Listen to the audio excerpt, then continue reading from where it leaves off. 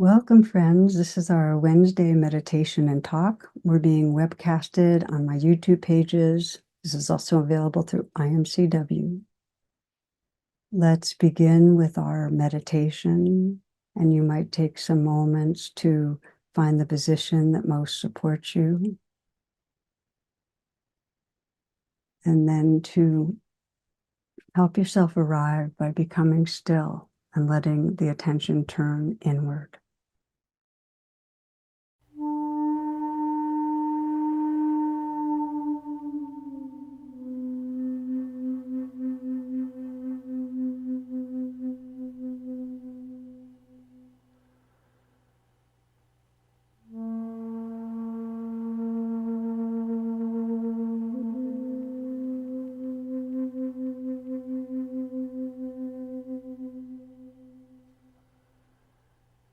We open with a very simple reflection. What is your deepest intention for being here right now? For practicing? What is it that your heart longs for? What feels most important?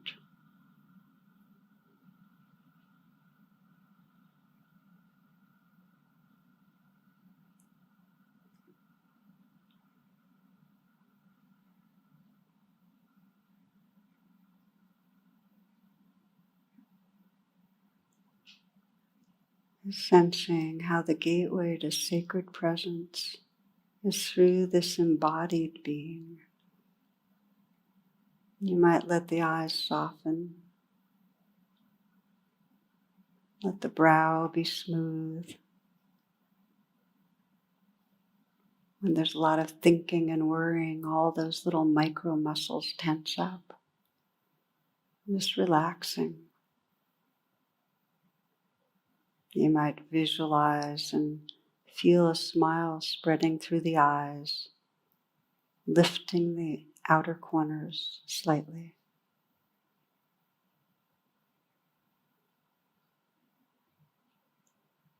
Letting a smile spread across the lips, a slight smile.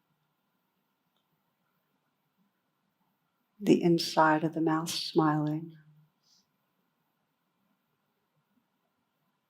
You might sense your tongue can fill the upper palate of the mouth. And feel the sensations of aliveness, the lips, the gums, the teeth, tongue.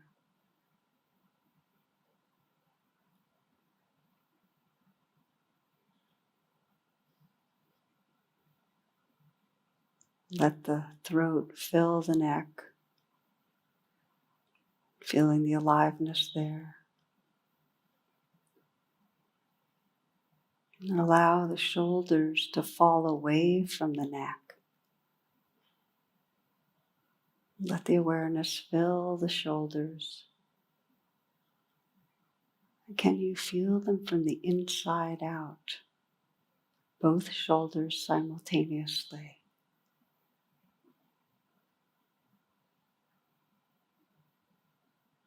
Let there be a balancing and a feeling of aliveness through the shoulders.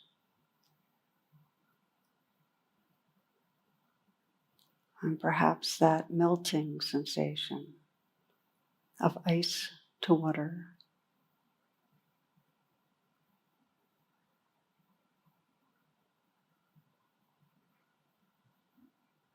Water to gas.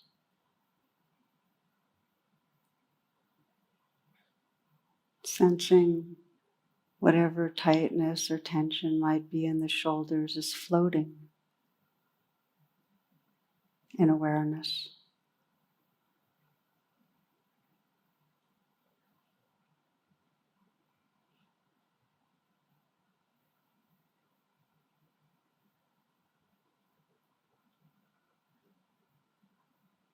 Let the hands rest without any effort, very easily, relaxed.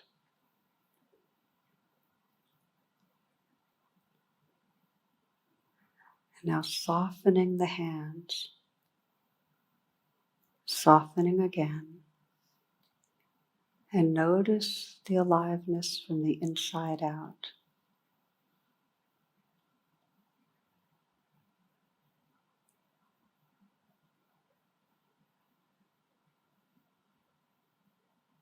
A very receptive, intimate attention.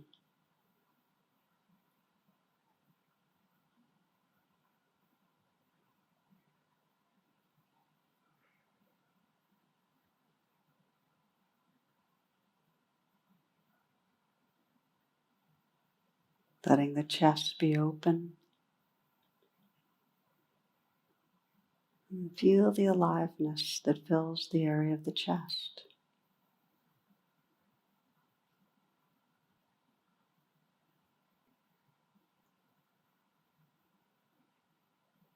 See if you can feel the heart from the inside out.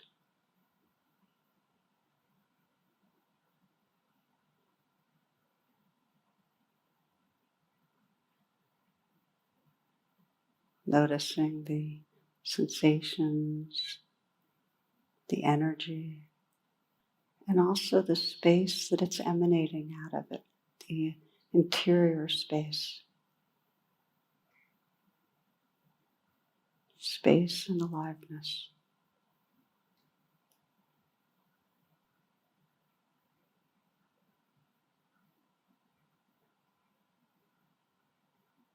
And letting this next breath be received in a softening belly. This breath.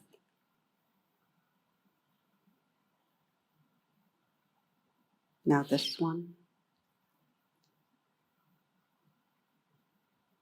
And again. Feeling the midsection of the body from the inside out. And seeing if you can sense the energy that's moving.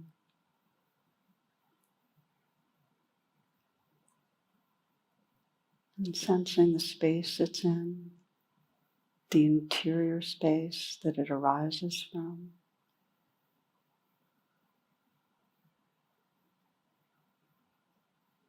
Space and aliveness.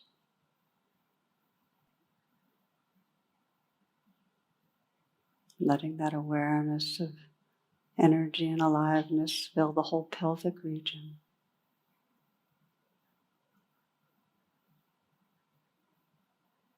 Down through the legs,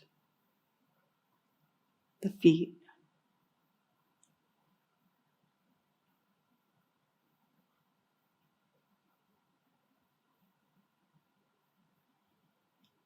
widening the attention so you can feel simultaneously all this whole body, this energy body, like a field of sensation.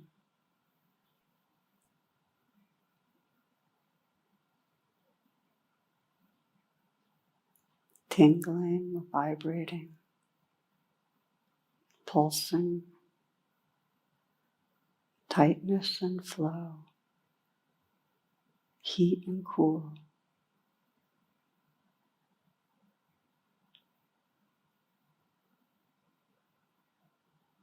And sensing the space it's happening in.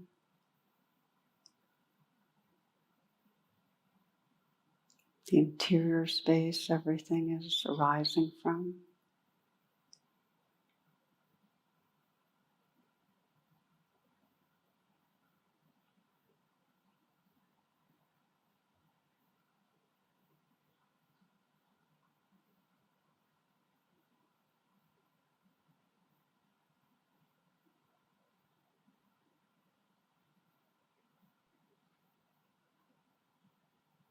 Aware of the sounds appearing, disappearing.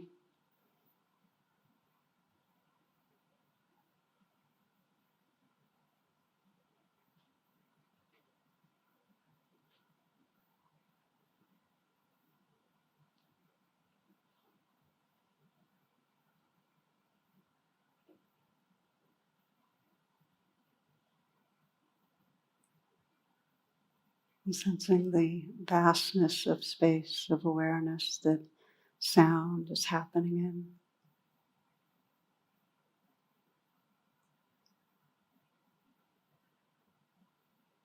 extending out in all directions beyond the furthest stars.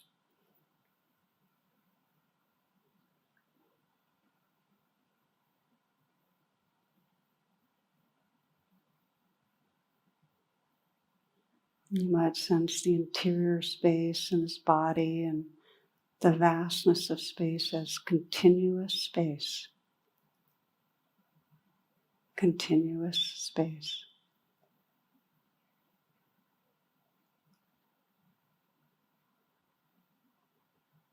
And sensing this continuous space is filled with the light of awareness.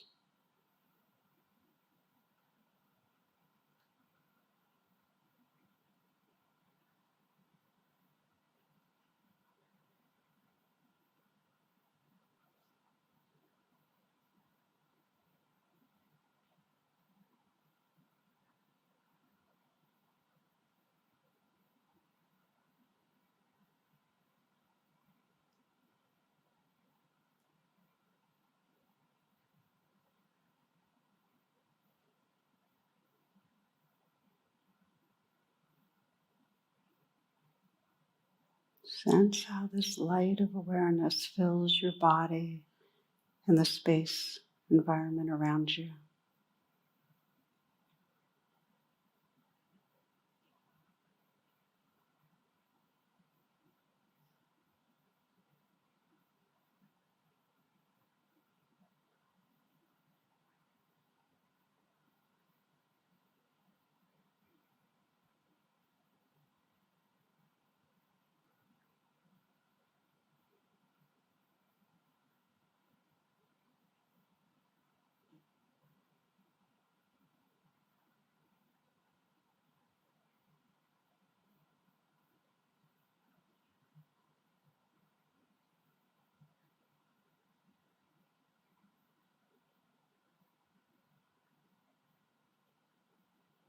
Sense how this light of awareness expresses as the sensitivity of the heart in your body and the space around you.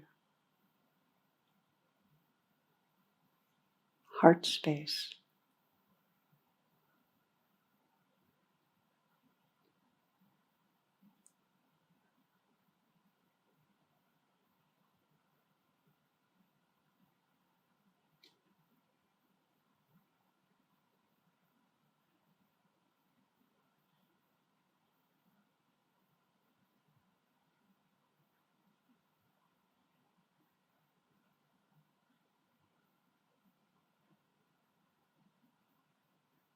And sense how this light of awareness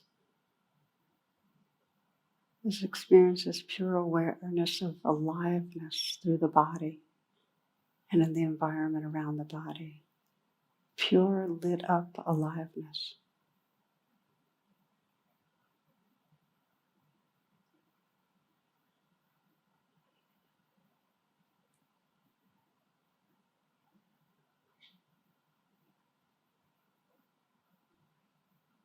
Living, loving awareness.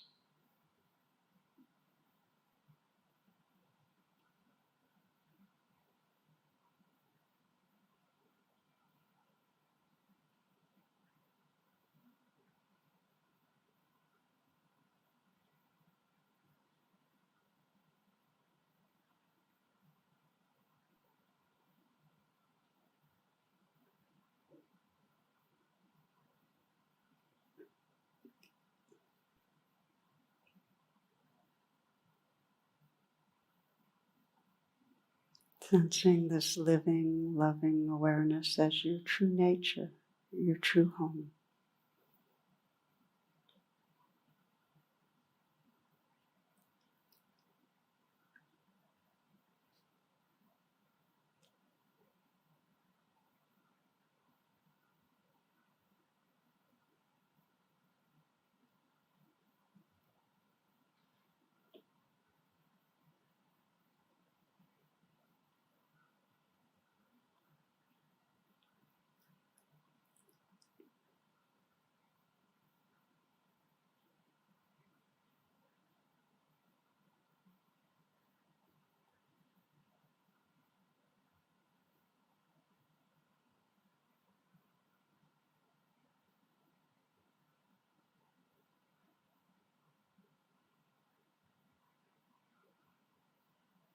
from one Zen poet, right here, right now.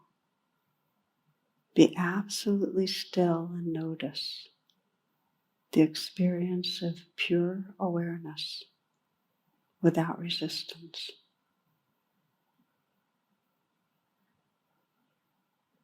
This attention is the universal attention. It has no boundaries. It is awake, pure, alive, and nurturing.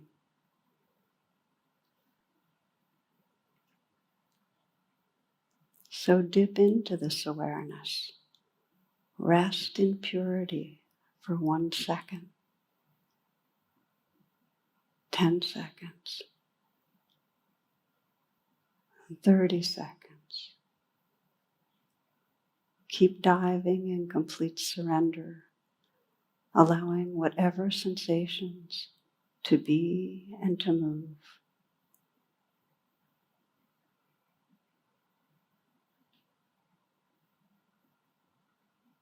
Keep resting in this place. Soon you will see it as your home. It is your essence.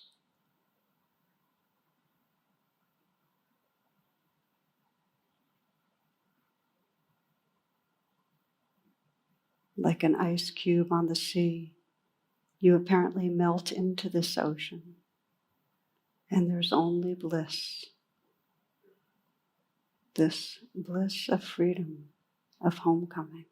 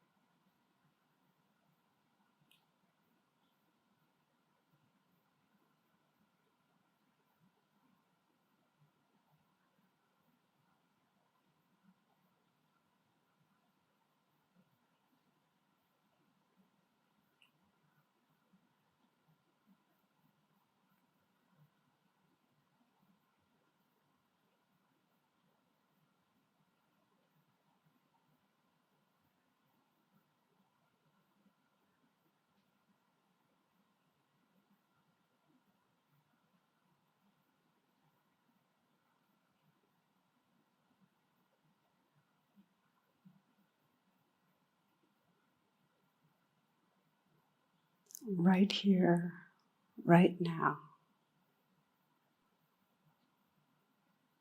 Be absolutely still and notice this experience of pure awareness. Keep resting in this place. Soon you will see it is your home. It is your essence.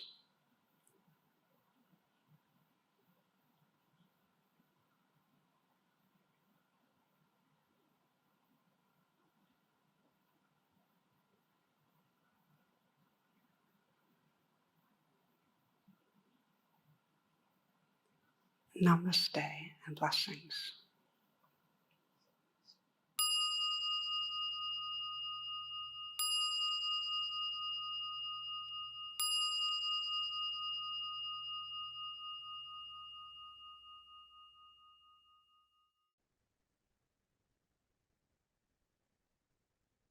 gently bringing yourself back. If your eyes are closed, opening the eyes, moving around. As you make the transition from the formal practice into presence and mindfulness in a more informal way, I will make a few announcements. Invite you to my website, tarabrach.com, for my virtual offerings, and also to check out imcw.org for the live stream offerings made by our local teachers. The shared experience sanghas that IMCW offers this week are for women, seniors, living mindfully with illness, Teens of Color Mindfulness Group. Each week, I invite you, if you'd like, to stay after the talk and join whoever appears for mindful dialogue. And we have different community members that come together and meet each other, get to know each other by sharing, how is this practice being brought to the challenging stuff of life? And how did the talk that we just listened to affect us? So if you want to join in, it's tarabrach.com/class for the call-in information. Also to say that many are aware that these teachings are offered freely and your donations make a great difference. So please offer what you're able and know that we appreciate it. Okay, friends, now for this week's talk.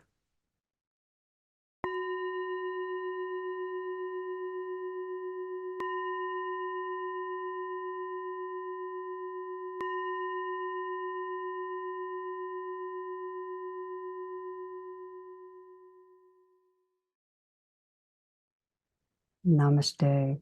Welcome, friends, and welcome back. This is part 2 of our 2-part series on cultivating a courageous heart. Maybe I'll begin with one of my favorite little cartoons where you see these 2 women behind a locked door and they're peeping through the window at a monster, this huge, gross monster on the doorstep. One saying to the other, "Calm down, Edna. Yes, it is a giant, hideous insect, but maybe it's a giant, hideous insect in need of help." Said perhaps a little more eloquently, we've got Rilke, who writes, "Perhaps all the dragons in our lives are princesses who are only waiting to see us act just once with beauty and courage. Perhaps everything that frightens us is, in its deepest essence, something helpless that wants our love."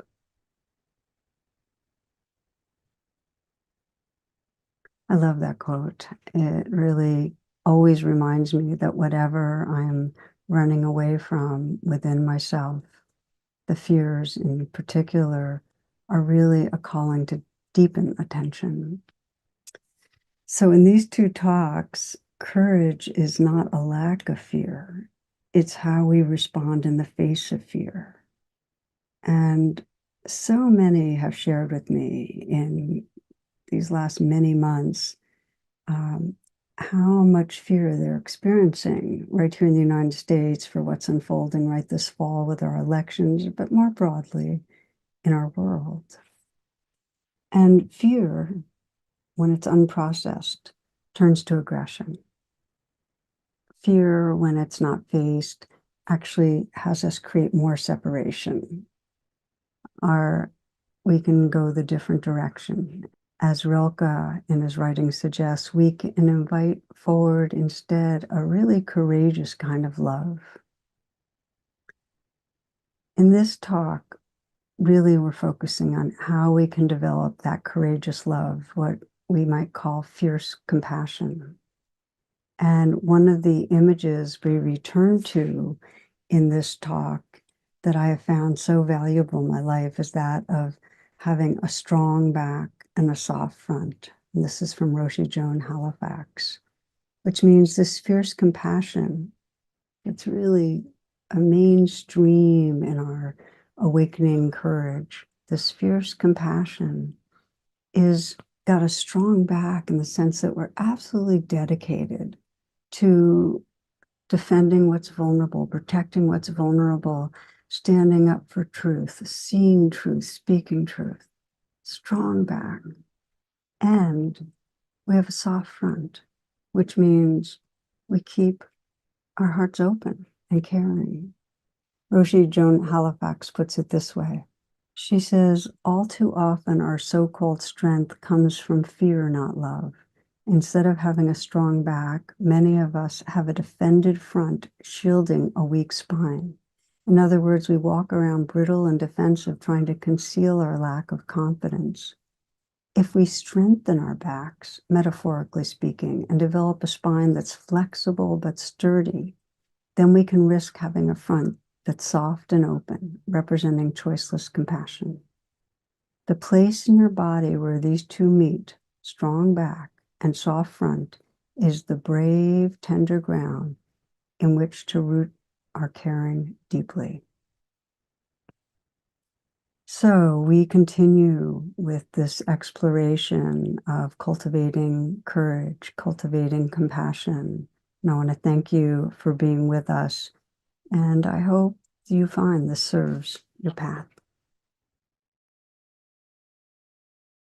A few days ago, I was reading the news, and then I went out for a hike by the river and stopped and just kind of meditated in this overlook. And I could see below me the trail along the river and see people, little people, and even smaller dogs. And there were geese flying overhead. And yeah, I could see the curve of the river from where I was standing, the rocks.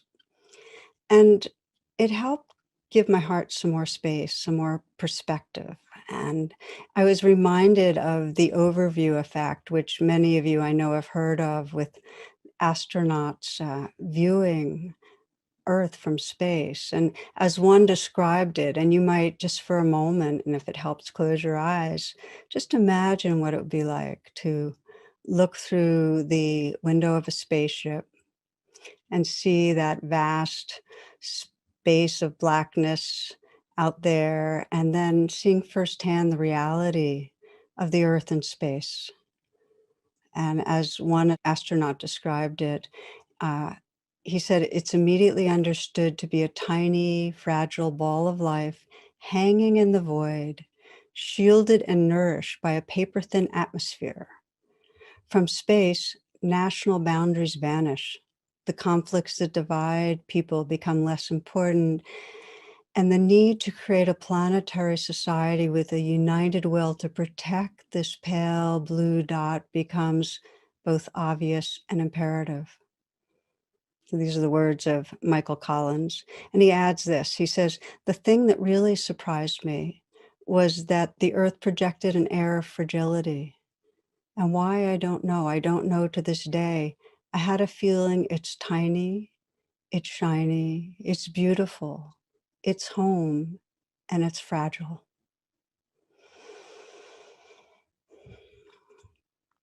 I know for me, there's something about when I really take that in, I can feel a real tenderness in my heart. It really helps to step away from the intensity and remember the far reaches of time, of space, this mystery and beauty of this natural world. And really the big picture beyond are changing governments and ideologies and divisions, and just come back to this preciousness of what's here. We know what most matters, this cherishing of life. So with this as our kind of background, we'll re-enter the question that I shared with you last week, that so many have asked me. And it's really, how do we deal with the hatred and the anger that's tearing apart our societies? And really, how do we deal with our own judgment and anger that comes in reaction? And it comes in reaction to our society, and it might come in reaction in our personal relationships when we encounter what we feel is ignorance, or we encounter harmful behaviors or thoughts. These weeks And I'm just feeling this week right now so poignant, honoring Martin Luther King, and at the same time witnessing this continuation really of the Civil War in the United States, with white supremacists attacking in a violent coup the Capitol, and with violence it's actually sanctioned by a small but growing group around the country. So how do we hold this? How do we relate to this? How do we respond to this? And again, I want to frame even more broadly, how do we respond to those in our personal life also who we experience as harmful in words and actions? So for starters, naturally, if someone threatens our well-being or the well-being of others, we need to do whatever's necessary to protect ourselves and others from harm. And when there's violation, to hold perpetrators accountable. In our personal life, it might take the shape of creating whatever boundaries are necessary. And I name this because often when we talk about compassion, the question is, yeah, but if somebody's harmful, shouldn't I be creating boundaries? And yeah, the first thing is do what we need to do to be safe. But if that's all we do, if all we do individually or as a society is to act protectively or aggressively, there's no relational repair. There's no awakening. Our hearts will continue to be armored. Um, I know when I think of it societally, we may be able to drive some of the expressions of current violence underground, but the Civil War will keep playing out until we address really the core fear and grasping that fuels our caste system. There's no repair unless we address that, unless we address the fears and grasping that keep patriarchy and white supremacy and toxic othering going. So let's explore this together, how we each can be part of a movement towards healing and awakening in our personal relationships, and we have to do it there. It's like we cannot heal our society if we don't face what goes on and the way we distance and sustain distance with others close in. Um, how do we do that? And there's a few main themes I want to name from last week to carry forward and hopefully deepen. And the first is that when we react with anger to others who we feel are causing harm, that is an entirely natural and intelligent response. It's necessary. Anger is necessary.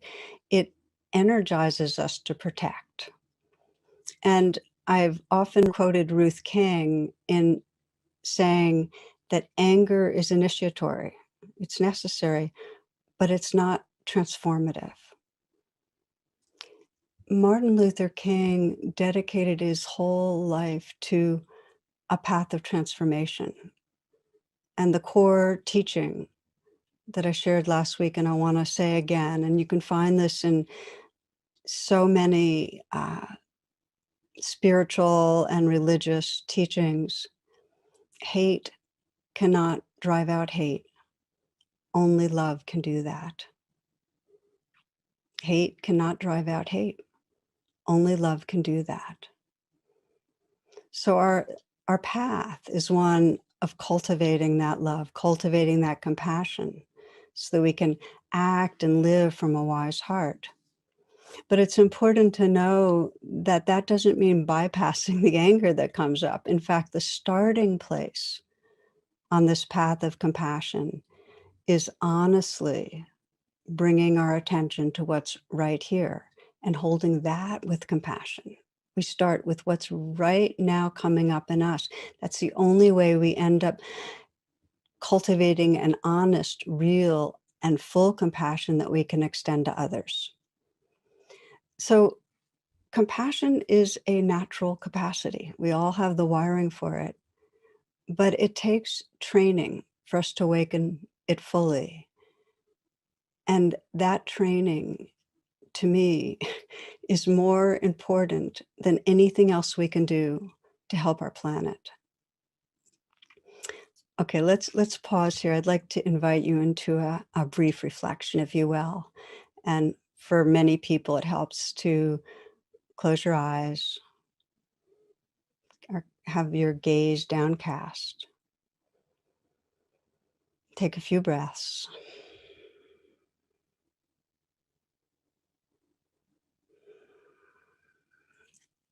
and bring to mind someone who's close in relatively to you, someone you care about who's having a hard time, someone who's suffering in some way.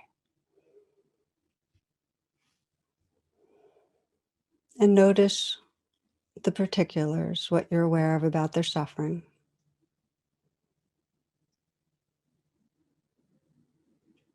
And as you notice, just sense how your heart responds.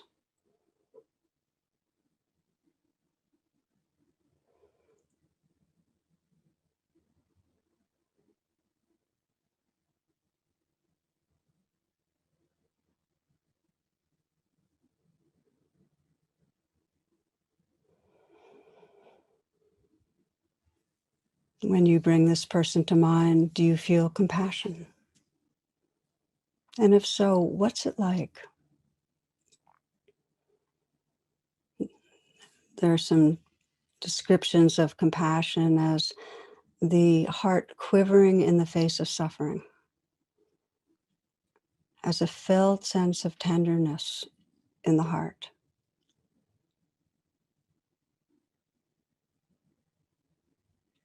as a feeling of care and a wanting to relieve the other's suffering. Just notice, what do you feel? And if you don't feel compassion, the way we're exploring it together, just sense what right now is between me and really feeling a full bloom of compassion. What's stopping me?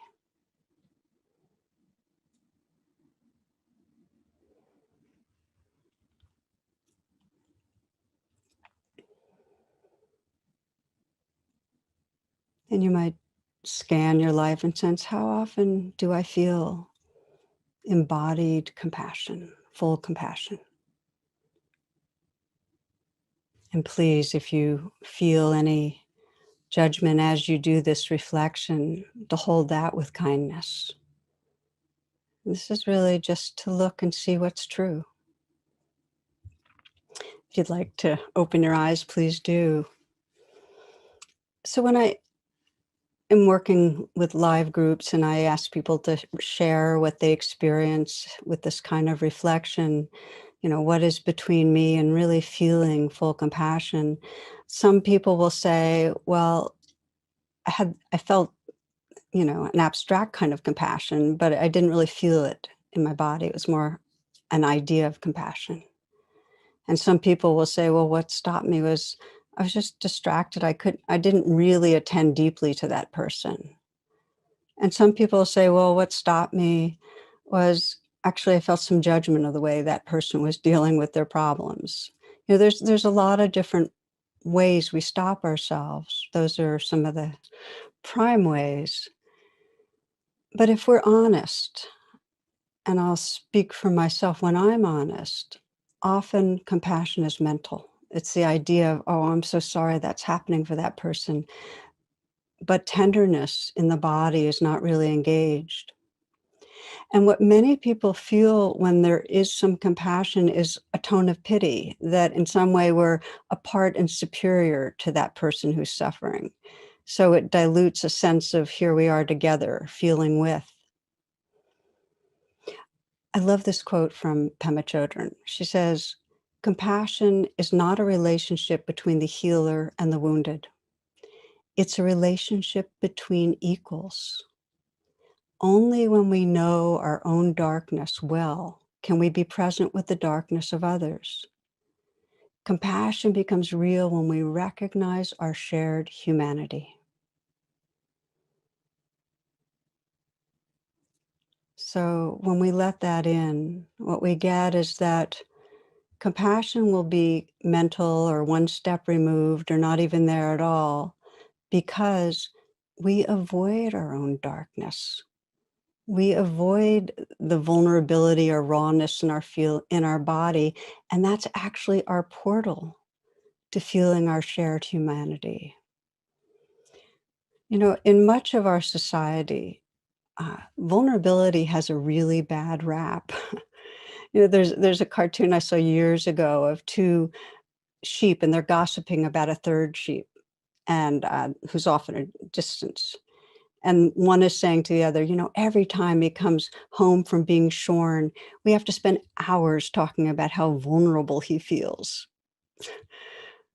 And it's cute. And we get it, that it's really very much a part of really patriarchal society not to feel vulnerable or not to show it, as if we acknowledge vulnerability in some way, it means that we're weak and we're deficient. This is kind of captured in this little story. A Spanish captain's walking on his enemy ship when a soldier rushes to him and exclaims, "An enemy ship is approaching us." And the captain replies calmly, "Go get my red shirt." The soldier gets the shirt for the captain. The enemy ship comes in, and heavy rounds of fire are exchanged. Finally, the Spaniards win. The soldier asks, "Congrats, sir, but why the red shirt?" And the captain replies, "If I got injured, my blood shouldn't be seen, as I didn't want my men to lose hope."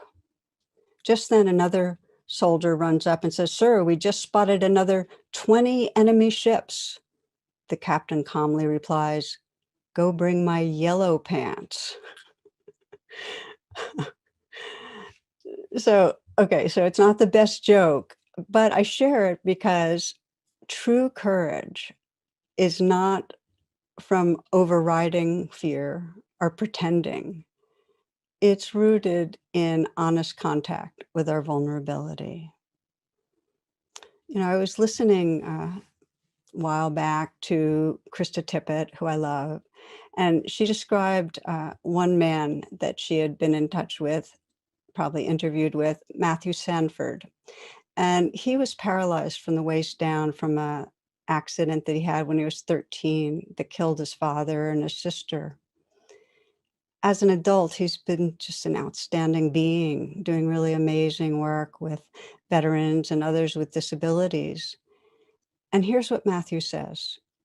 He says, I've yet to experience someone who became more aware of their body in all its frailty and grace, without at the same time becoming more compassionate towards all of life.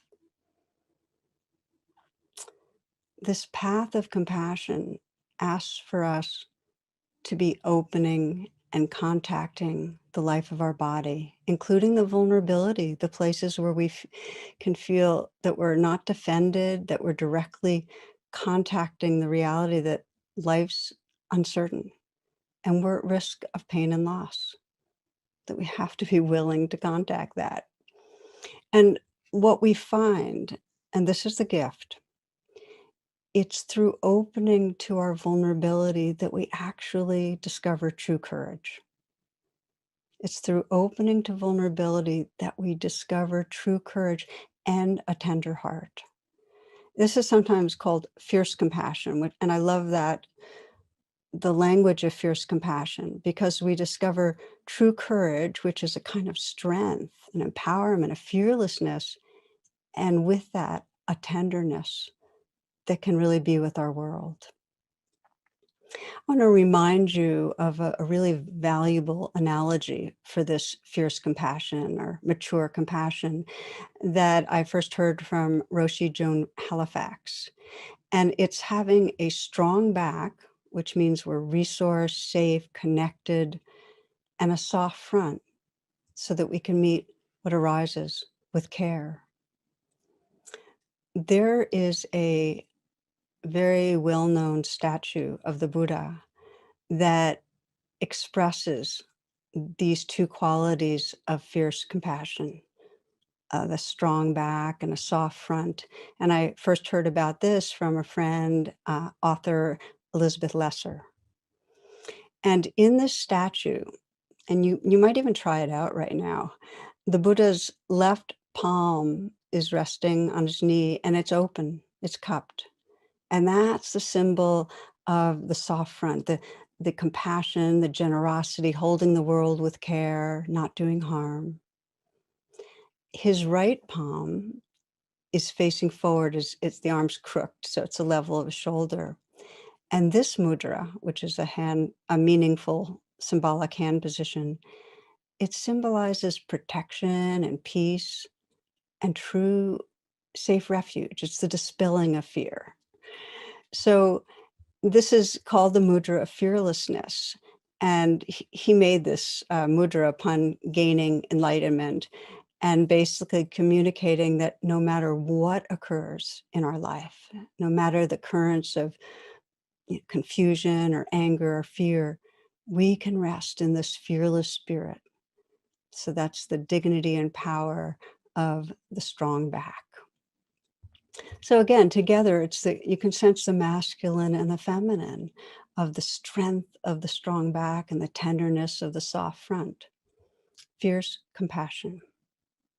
So I want to keep coming back to this as we practice together, working with what comes up in us so that we can be on that transformational path that Martin Luther King really put forward.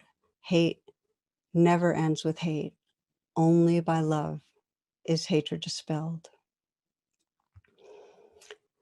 I'd like to now share two examples of really awakening that fierce compassion, and then we'll practice together.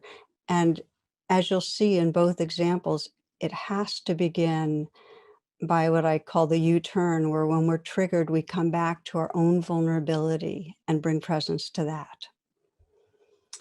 Both of these examples came from last Saturday's satsang, which, as I've shared with you, is I do most Saturdays where we come together and meditate, and then people explore questions that are important to them. This is open to all of you. So in the first one, the woman that was asking the question described how her mother had struggled with alcoholism, and now her sister's having the same struggle. And she herself had had a struggle, but had found her way to really not getting caught in the addiction. So her response to her sister's struggle is one of anger and judgment. And her question is, I feel like as a sister, I should be able to show up for her, to talk to her, to support her. But spending time with her is really triggering. It's traumatizing. And, she feels like her sister is really unwilling to help herself. So when they're together, she gets really activated and gets reminded of the past. But I should be compassionate. I should be helping. So that was her stuck place. So we did that U-turn, and I invited her to get in touch with the anger and judgment she felt, and she did. And I said, what else are you aware of as you really let that anger be there? Because I want to remind you that always to honor whatever's here, to let it be there. You'll find that if we open to what's here, it'll unlayer itself when we really open in an embodied way. So that's what she was doing. And she found under the anger a sense of powerlessness. I can't control this. I can't make her different, powerlessness. And as she opened to that and really brought nurturing, because that's what self-compassion is, feeling the powerlessness and bringing her care to it, accepting it, letting it be there, and really holding a space for it. What opened up was a deep sadness and grieving. That sense of, I love my sister. So before going back to spend time with her sister, what she most needed was that strong back where she said, I can't control this. And just to feel this as reality, it's really that sense of that she'd nurtured herself and felt her sense of connection with her inner life. And then that soft front of, and I love her, and I love her.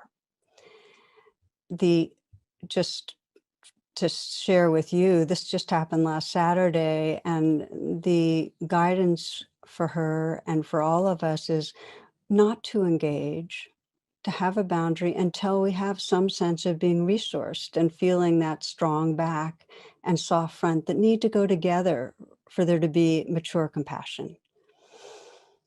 Okay, let me give you the second example of this. Again, from last Saturday, a woman of color described how she felt really blocked in her compassion towards white people. And her partner, who's a white woman, Jewish woman, had been very upset about the focus every year happens of the holidays on Christmas.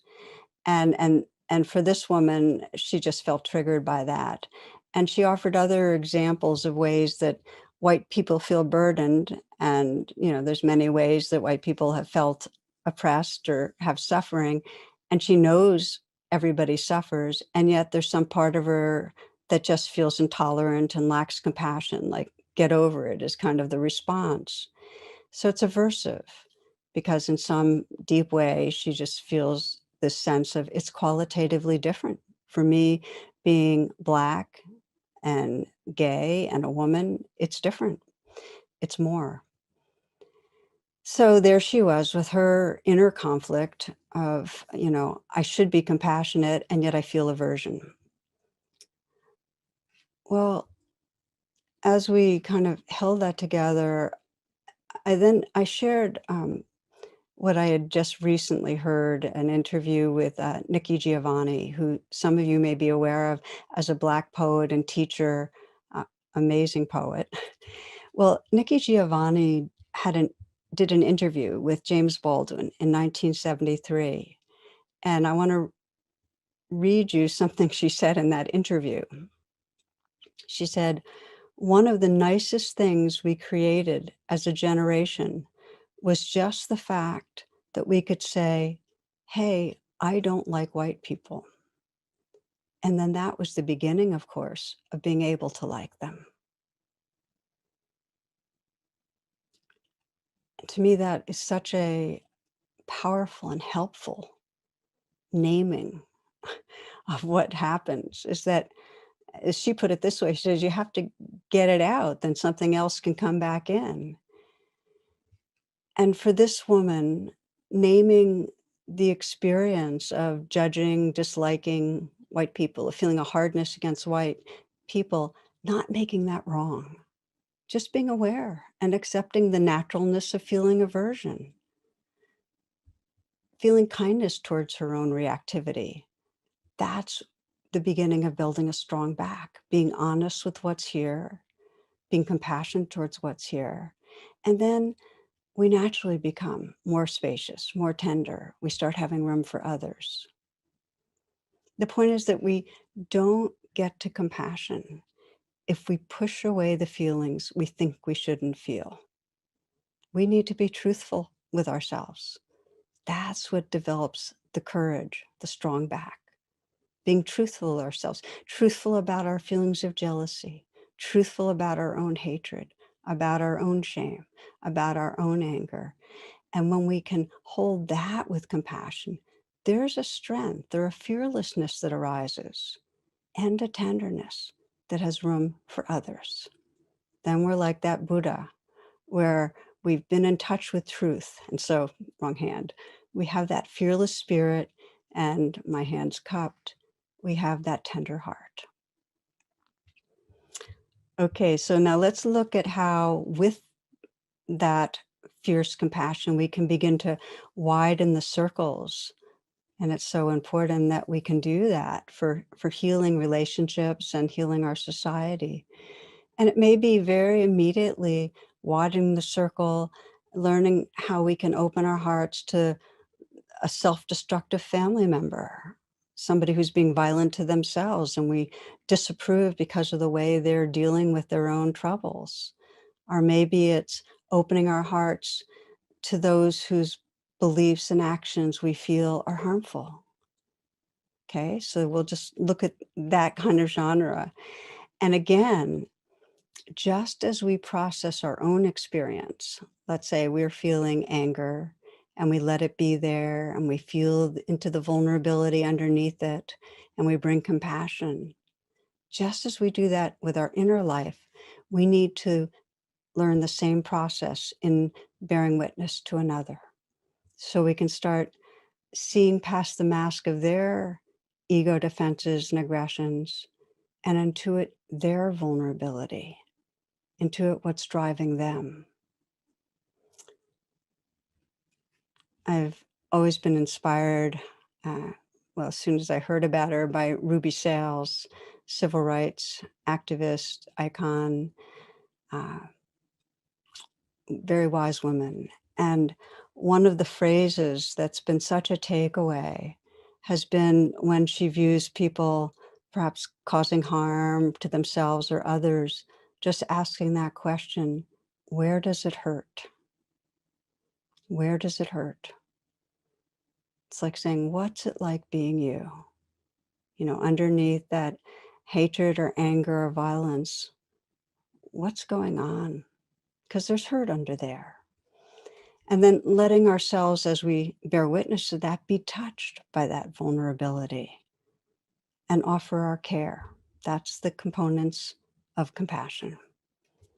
Now, a reminder, just to pause to remind you of this, that like weight training, if you're just starting compassion training, widening the circles and opening your hearts to others, don't try to bench press 350, start. In other words, don't start with a person that triggers the most trauma. You have to develop that strong back and soft front, and you do it by training with easier lifts. With where there's maybe judgment or irritation or hurt, but not full-blown hatred and trauma. And in general, you need to go more slowly, more carefully if you have been traumatized. If we've been traumatized, we need more protection. And it has to be a gentle entry into the vulnerability inside us and then to look towards others. And another reminder is anytime you're exploring widening the circles and bringing compassion to another person, let's say you feel like you've developed that strong back and soft front, but then you start opening to another person and feeling reactivity, just come right back to what's going on inside you. It takes a lot of opening, but then having to return to ourselves and our own vulnerability until we're really in the fullness of that fierce compassion. And if we don't come back to our own experience, we're actually doing a spiritual bypass. If we don't really come back to where there's still judgment, or still hurt, or still fear, we can't have a full compassion. So really, for the sake of truly freeing your heart, come back. So we're going to practice together now, and we'll practice by widening the circles to someone who's easier in your life, and then we'll stretch it a little to someone who's more difficult. So I invite you, wherever you are, to find a posture that allows you to be relaxed and awake.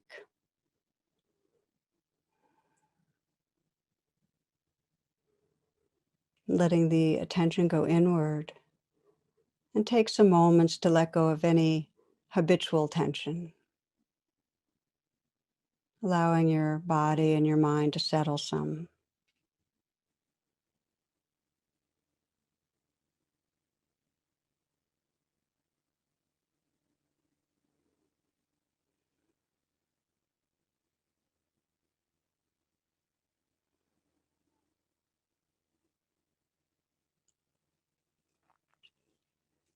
Take some moments to scan through family members or friends who are close to you and choose someone uh, who is having a hard time,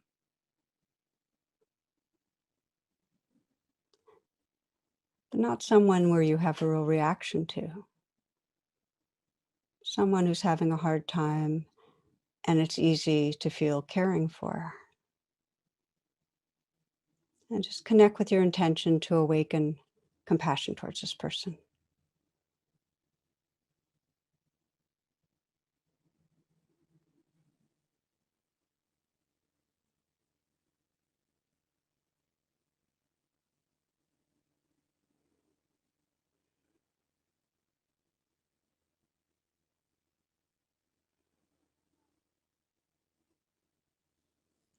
And then we'll follow the acronym RAIN of compassion.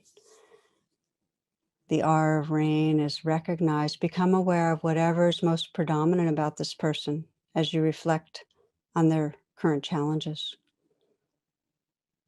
So as you did earlier, just remember what's going on, the mood they're frequently in, the way they appear, maybe the tone of voice in a recent communication.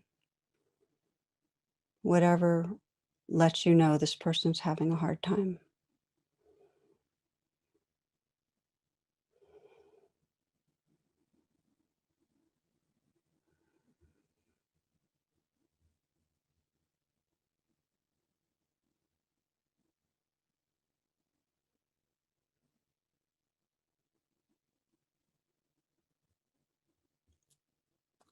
And the A of RAIN is allow. Just allow whatever you're noticing to be there.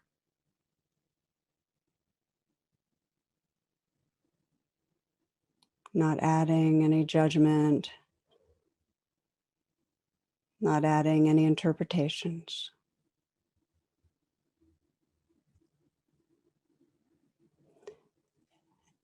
And now begin to investigate.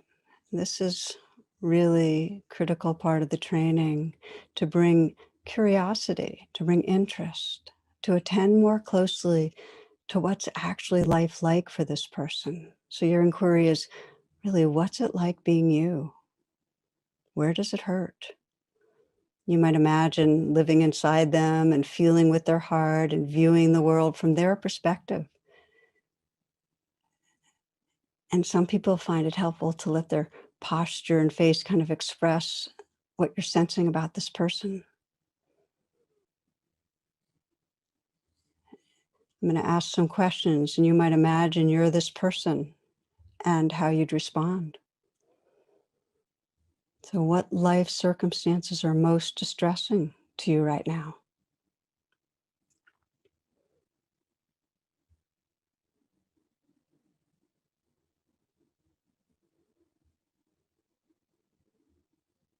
What are the particular fears or disappointments or hurts you're carrying?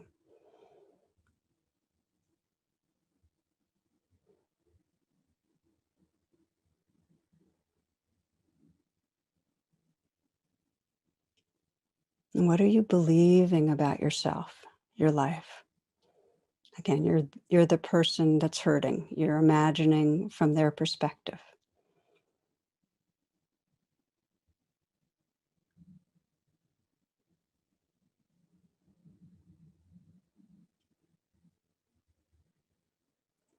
How does this suffering feel in your body when you're believing whatever you're believing? How does the fear, hurt, shame, anger, how does it feel in your heart and your body?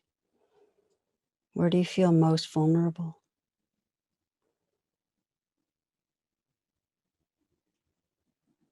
You might sense, what's the most vulnerable feeling this person's living with?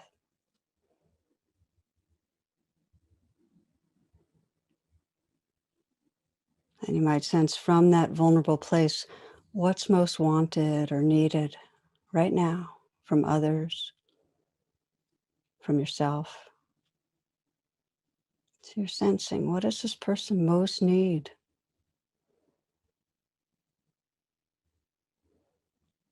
And we move to the N of RAIN, nurturing. So you're keeping this person and their vulnerability in your heart and your awareness, but expand your awareness and come back to your whole body and the sounds and space around you. And from that wholeness, really feeling your awake heart, sensing this being as part of you, and offer what's needed. You might imagine that you're putting your hand on a person's heart or holding them, feeling them inside you, offering, is it acceptance this person needs? Company? Being held? Forgiveness? Understanding? Take a few moments to imagine offering what's needed perhaps a message of care.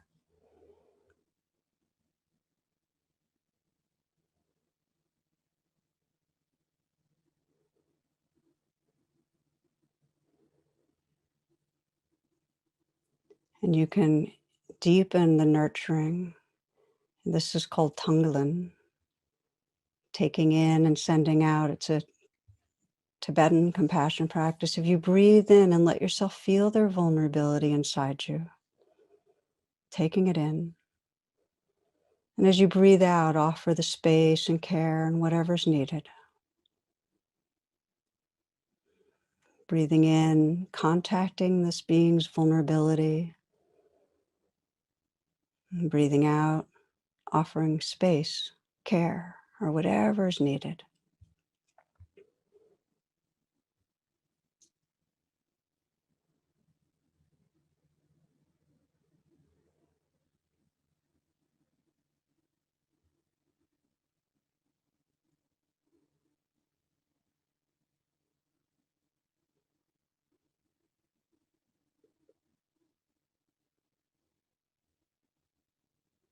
Letting go of all doing, just sense the quality now of heart space that's here.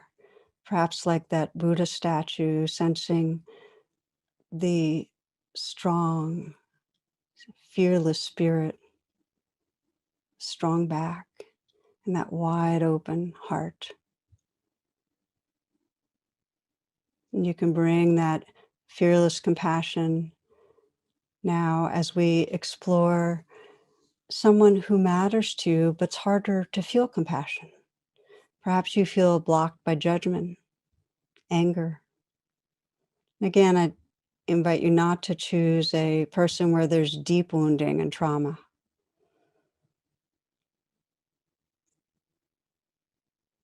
Choosing someone in your life, and when you do, connecting with your intention to awaken fierce compassion, authentic compassion towards this person.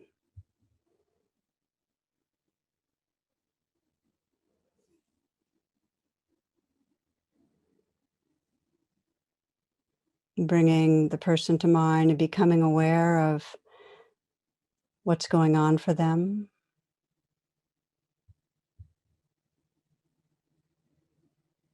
Becoming aware of their life, the way they're acting, and become aware of what triggers you about this person. Might be a recent situation, the way they spoke or acted or appeared.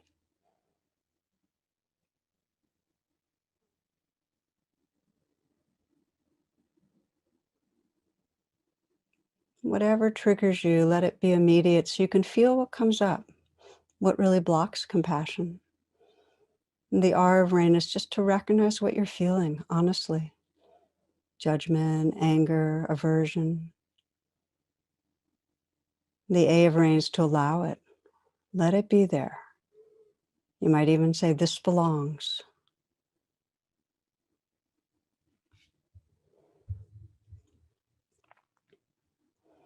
Now you can begin to investigate with interest what's going on inside you. Maybe what you're believing about this person, that they're maybe causing harm to themselves or to others or to you. They don't care. Whatever the worst part is for you that blocks you from compassion, just be aware of what you're believing about them.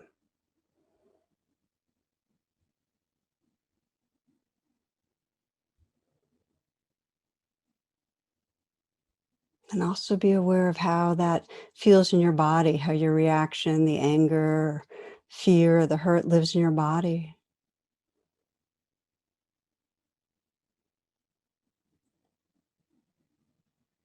And even deepening the investigation to sense what's the most vulnerable part of this?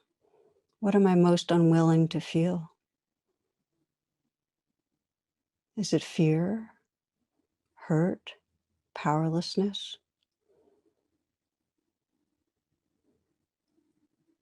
And with honesty and courage, just letting yourself feel what's here. You might put your hand on your heart to keep company with what's here, what's really underneath the armoring. And you can deepen this into nurturing. Just keep in touch with that vulnerability, but call in your most loving and wise heart and offer whatever will most comfort and heal this vulnerable place in this moment. Let your touch be tender on your heart. You might send the words or message that can help. Words of acceptance. Acceptance I can't control. I can't control them. Or maybe a deepened tenderness toward yourself. Trust that you're loved. Trust your goodness. Or maybe some truth that everybody's doing their best, at least at this moment, the best they can. Or maybe you address the fear and say, thank you for trying to protect me, but I'm okay. Or maybe you tell yourself, I'm with you, I'm not leaving. I can give you strength.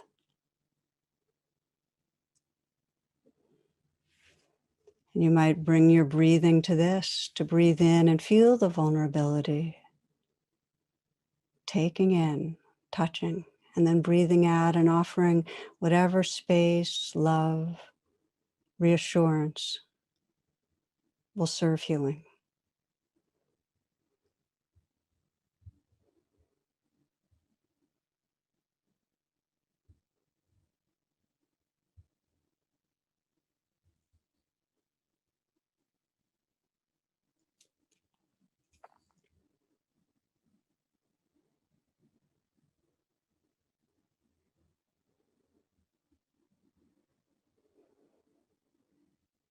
And you might sense the presence that's emerging, the shift from being a reactive self to more awake awareness. Perhaps you can sense a strong back, a more fearless spirit, that courage, and that soft front where there's more tenderness. And if you feel ready, you might begin to explore widening compassion to this other person. If you don't feel ready, continue to bring a nurturing presence to your own experience. And if you start to open to the other and you get some reactivity, come back to your own vulnerability. But if ready, you might bring this other person to mind and sense the way they're behaving.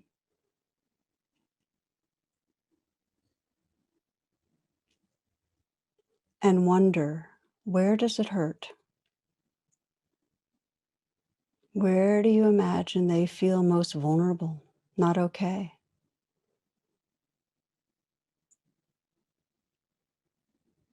What hurts?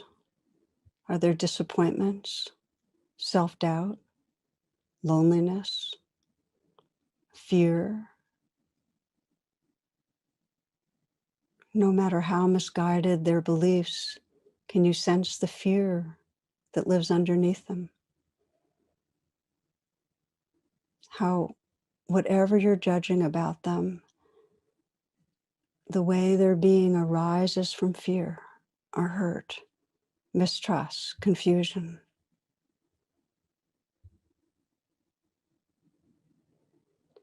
What is it that vulnerable place in them most wants or needs right now? And you can begin to nurture if you feel ready, or come back to your own vulnerability if not. If you're ready, keeping this person and their vulnerability in your heart, expanding your awareness to your whole body, to the sounds and space around you. From that wholeness, offering that fierce compassion, that strong back and soft front, feeling that this being is part of you, that you can offer what's needed. Is it acceptance? Being held? Forgiveness? Love? You might imagine this person receiving and letting in your care. Perhaps it's a message. Perhaps you just imagine touching their cheek or their heart. And if it helps to support this with the breath, breathing in their vulnerability, taking in, and breathing out your care, offering space and love and tenderness.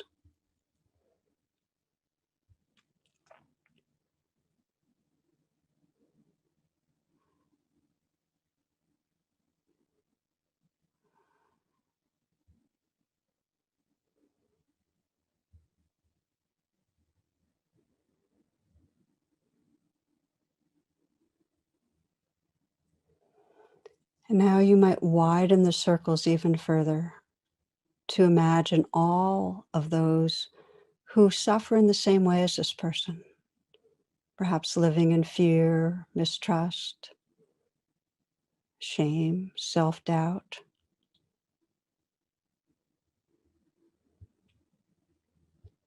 And see if you can breathe for all these beings, just trusting the vastness of your heart that you can breathe in the suffering and you can breathe out and offer to all beings the space, the care, the tenderness, the healing of your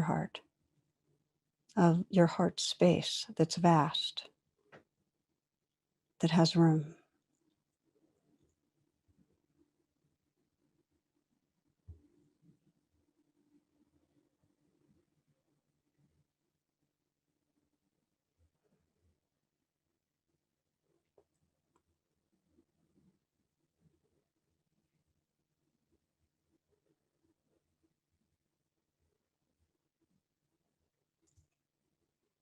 And then let go of all ideas of others.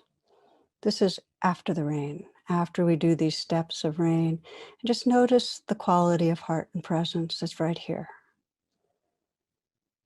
Is there more openness, tenderness? Can you sense that power of a fearless spirit and a tender heart? Whatever you find, let go into what's here and just rest.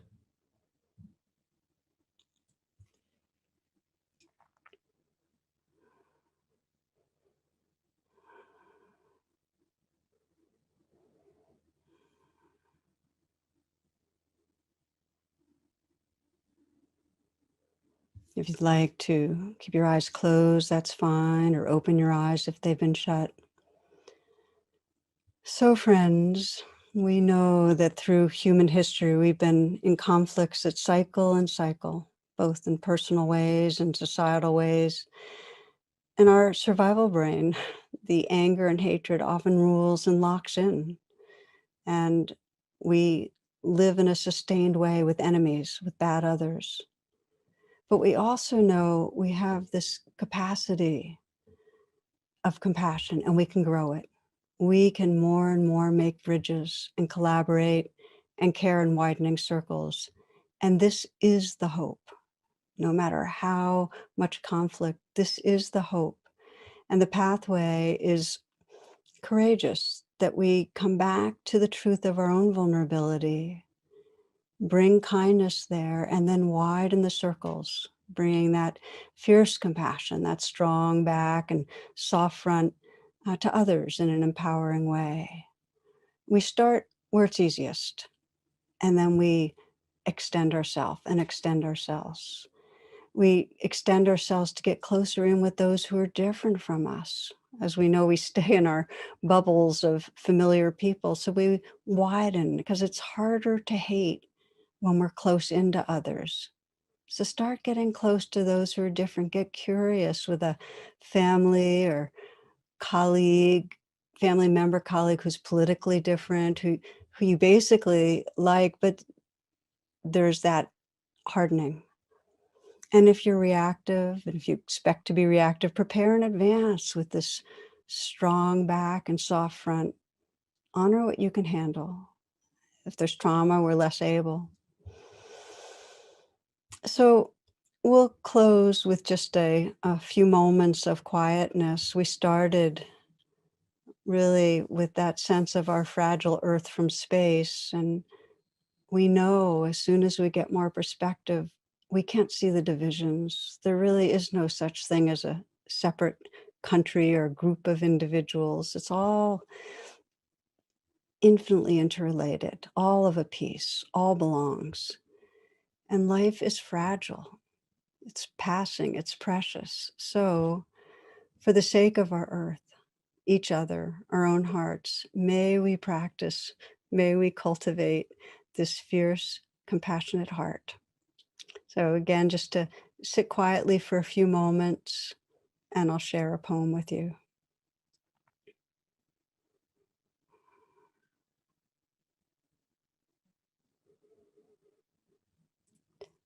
Walk gently on this earth with purposeful steps.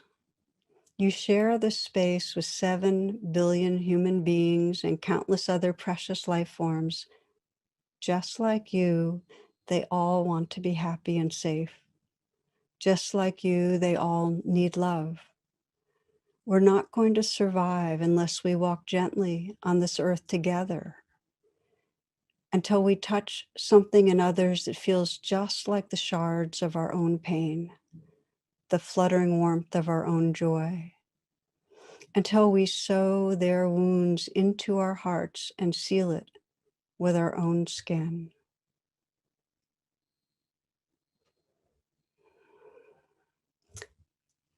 Thank you for your presence and your good hearts. All blessings.